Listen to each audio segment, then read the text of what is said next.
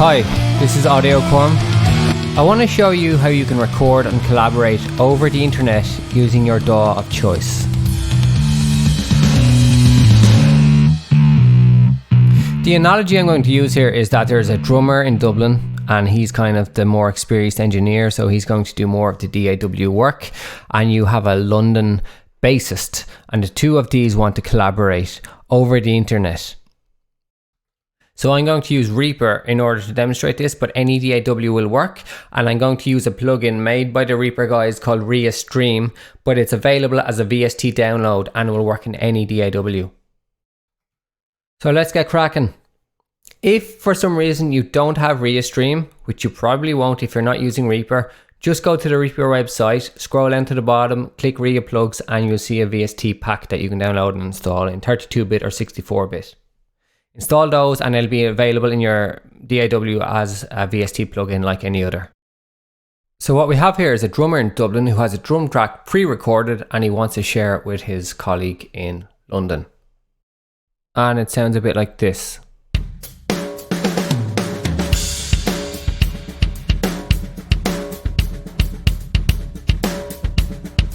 Okay, so you get the idea. So let's set up a couple of tracks, one to send audio to London and one to receive audio from London. And let's show you how to set that up. So create a new track, call it to London, add an effect and search for ReaStream.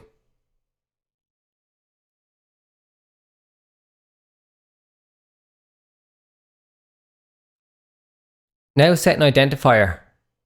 You don't need this, but it is useful when you're using multiple instances of ReaStream, so REAPER knows where to actually send certain streams on the receiving end. You also need to pick your IP address. This is where you want to send audio from this DAW. This will be the IP address of your colleague in London's router. So they need to tell you their external IP address. This is mine in this example. There are multiple ways you can find this out if you're not sure how to find it out. For example, you can go into any number of websites, one of which is whatsmyip.org, and it'll tell you the IP address of your router essentially. Now, your London colleague will have to do this to give it to you in this instance, and you will have to do the same to give them your IP address. So next we want to route our drums into this to London track.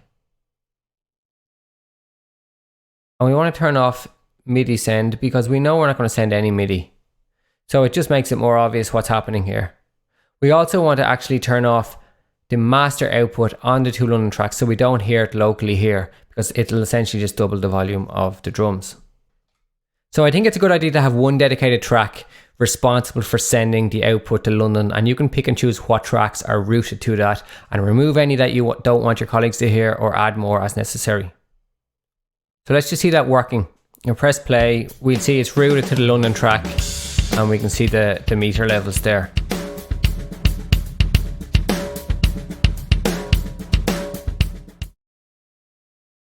So now let's set up a track to receive audio from London. So double click, call it from London, record arm-it, and we're going to want to add an input effect. This is because we're essentially creating inputs by using ReaStream. ReaStream is going to receive data from the internet and create inputs using it. So add ReaStream as an input effect. And you leave it at receive, but you will use an identifier called London send. It can be anything, but we'll have to use that same identifier in our other DAW, which I'll show you in a few moments. Also, just to be clear that we're not receiving any input, select input to none, because there are no hardware inputs here and it just makes it clear what we're doing. So again, I think it's a good idea to use this one track to receive anything from London, and we can route it to another track that we know we want to record into. For example, let's create a bass track here. Let's call it London Bass, and let's then route the output from the From London track into here. And again, turn off MIDI because we know we've no use for it and it's just misleading.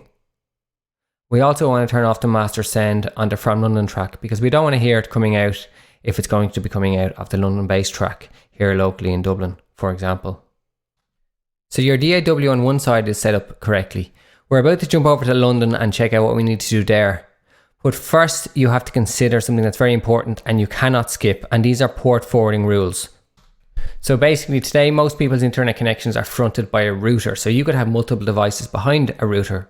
Laptops, computers, phones, TVs, etc. These all use your router as an internet connection. Your router by default will ignore any external requests trying to come into your network. That's a security feature that's enabled by default. So a port forwarding rule enables an external connection from ReaStream to make its way into your internal network in your home and into your computer. So you have to tell the router how to do this. This is not as hard as it sounds, and it's very common amongst gamers and people hosting web servers, etc. at home. Essentially, you're going to want to log into your router's interface. They all have one. It's generally an IP beginning with 192.168. In my instance, it's also .1.254. You can look this up online in your manual. It might be on a sticker on your router. Essentially what you want to do is log in and find something that says port forwarding. For me, it's in access control. And I've already set up a rule and I've called it ReaStream. So you want to add a new one. But I'll edit this one just to show you what it looks like. The first thing to take note of is the internal host. This is the IP address of your machine running your DAW. That's what differentiates it from other devices on your network, such as your phone or other computers. That is telling the router where to send the audio essentially. If you don't have this already and don't know how, here's a quick way. Press the Window key +R, type Command and hit OK. And now type ipconfig and press Enter. This will show you some information about your network cards in your system. What you're looking for is something that says IPv4 address. This is the address of your device, of your machine running your DAW. So once you've entered that, come back to your configuration and make sure the protocol is UDP and that the external port and internal port are 58710. These are the ports that ReaStream operates under. You don't need to really know what they are or why, just make sure that they are set as 58710. Hit OK and save your settings. So you're going to want to do that on the Dublin side and the London side. Once you do it though, it's set and forget. You don't have to worry about it anymore. So now we're going to set up the London side. This is the DAW of the bassist in London. So add a track and call it From Dublin and record arm it and set the input to none because there are no hardware inputs and it might just confuse us, and then add an input effect as ReaStream. Call it From Dublin and leave it at receive audio because we're receiving from Dublin, and that's it. Before we go any further, we should make sure that this is working so far, that our port forwarding rules are set up and that we can actually receive some data from Dublin. So let's go back to our Dublin DAW and press play and make sure that it's getting routed out to the to London track and it's being received in London. So let's hit play from the Dublin DAW and we can see it's being received in London. You can mute it, you can treat it like any other track. You can add effects, etc, etc. Similarly, on the Dublin side, you can mute it, you could add effects, you can change the volume, you can treat it like any other track. So that's working. And until you get that working, there's no point really continuing. If you can't get it working, just double check your port forwarding rules. So now let's set up a track in order to send from London to Dublin. Create a new track, call it to Dublin. Add an effect. ReaStream again.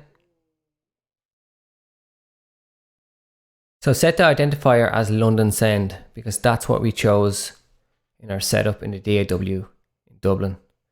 and then use the IP address of the router in Dublin. Again, if you're not sure what that is, use the technique I showed you earlier. So let's create a track for our bass now. Double click, call it bass.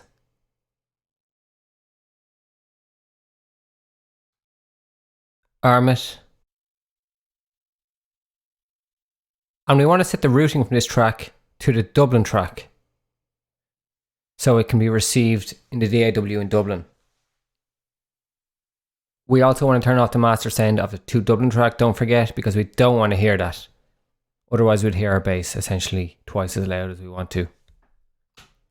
So now let's hear this. I'm going to change my inputs to be a reroute because of how I'm playing the bass into this. You can just leave it as normal. So playing the bass.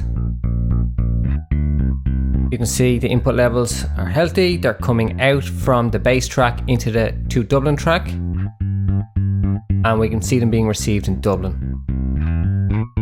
So this is all very good. We're receiving the data both ways now. So in the DAW in Dublin, change the record type of the London bass track that we set up earlier to record output stereo. And the reason for this is the routing from the From London track contributes to the output of this track, and we want to capture that as an item. So this is one way to do that.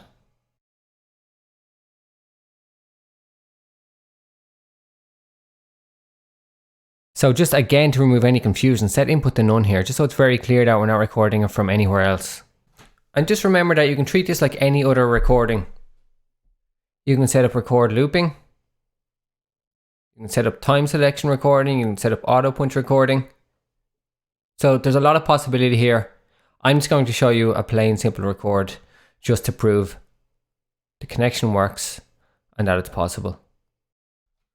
So I'm going to hit record here. The bassist in London is going to hear it. He's going to play along and it's going to be routed back and recorded here in Dublin. So I've hit record. The London bassist is playing that bass as he hears it. He's playing it there. It's being routed all the way back to Dublin and recorded in this DAW.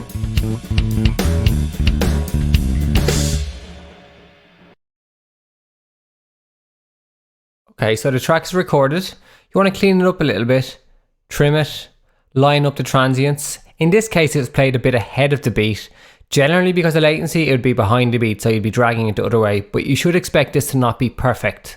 You will want to tweak every little recording to make sure it's on the beat, because you are recording over the internet after all. So let's hear that now after a little bit of tidy up.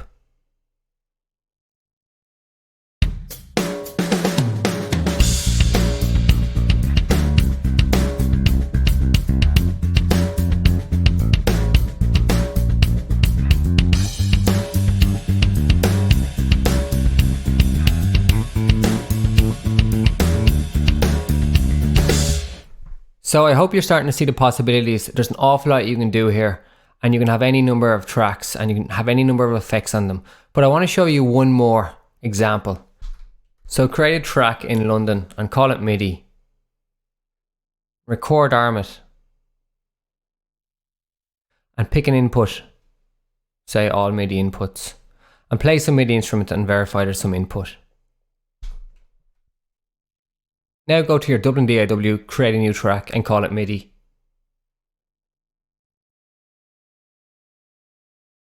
And route from the From London track into that track. Turn audio to none because there is no actual audio. And hit a few notes on your keyboard in London and verify that the MIDI notes are coming through as they are. So now record arm it by using the record output MIDI mode. And make sure it's armed. And turn the input to input none, just again to be clear that there's no actual hardware inputs. Now hit record and play some notes over in London on the keyboard, and you can see they're being recorded here. Now there's no VSTs or virtual instruments or any sound bank involved here, so you're not hearing anything. But you get the idea. You are now recording MIDI notes from over the internet. Well, let's try something a bit more interesting. we're going to add an effect to this and send the output of this track to London. So create a route from the MIDI track to the to London track. Turn MIDI off because there is none, just to be clear to ourselves what we're doing here. So now add an effect. Any virtual instrument will do. I'm going to pick FabFilter's Twin 2. So what's going to happen here is we're going to play some MIDI notes from London. It's going to be received in Dublin, processed and sent back out to London track, which is going to use ReaStream to send it back to London. So let's go to the DAW in London and hit a few notes and see what we hear.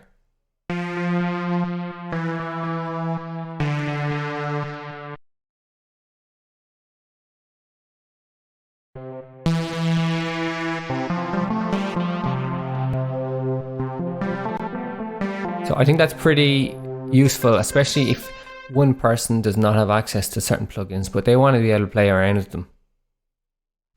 Obviously, you could also record this output here. So you have complete two-way collaboration with this kind of setup, and you can probably start to see now that the possibilities are pretty endless. So I hope that helps somebody. I hope you realize that it's not that hard to set up, and there's an awful lot you can do with ReaStream.